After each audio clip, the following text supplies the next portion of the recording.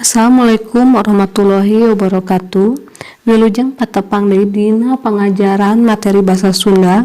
Materi anu baris dipidangkeun nyaeta ngeunaan narjamahkeun. Tarjamahan nyaeta mindahkeun teks dina basa sumber tanapi asal kana basa sejen tanapi anyar. Saduran nyaeta proses narjamahkeun hiji karya nu dipapantos jeung disusurup jeung kaayaan urang.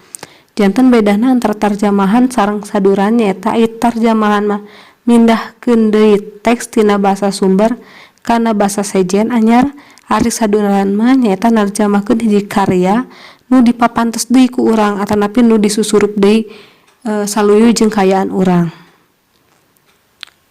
Tarjamahan teh kudu geulis jeung satia.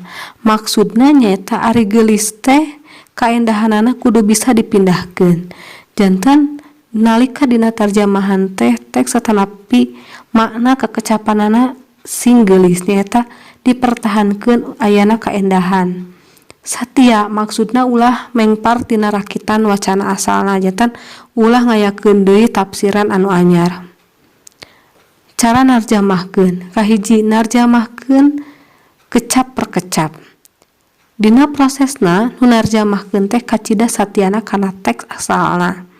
Janten kedah sarupa tanapi sami sareng teks asalna. Anu kadua narjamahkeun secara sistematis. Dina prosesna nu narjamahkeun teh teu pati satia kana teks asalna tapi diudag harti atawa maknana wae.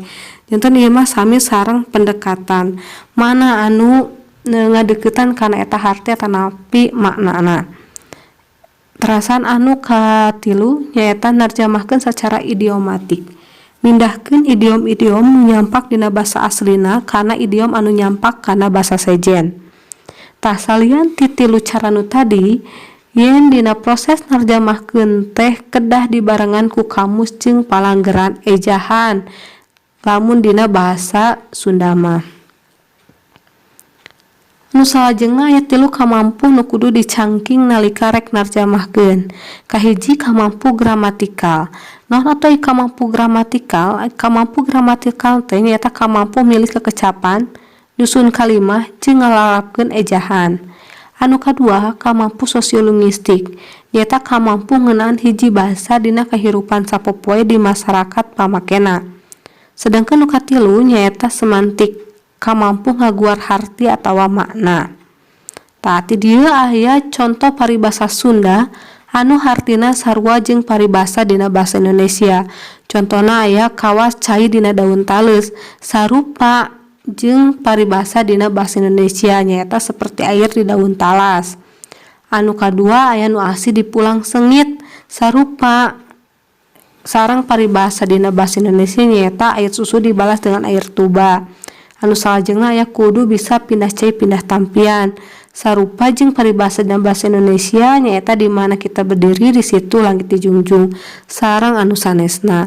Mung sakitu anu tiasa kapihatur wilujeng patepang deui dina materi basa Sunda salajengna. Wabillahi taufiq wal hidayah. Wassalamualaikum warahmatullahi wabarakatuh.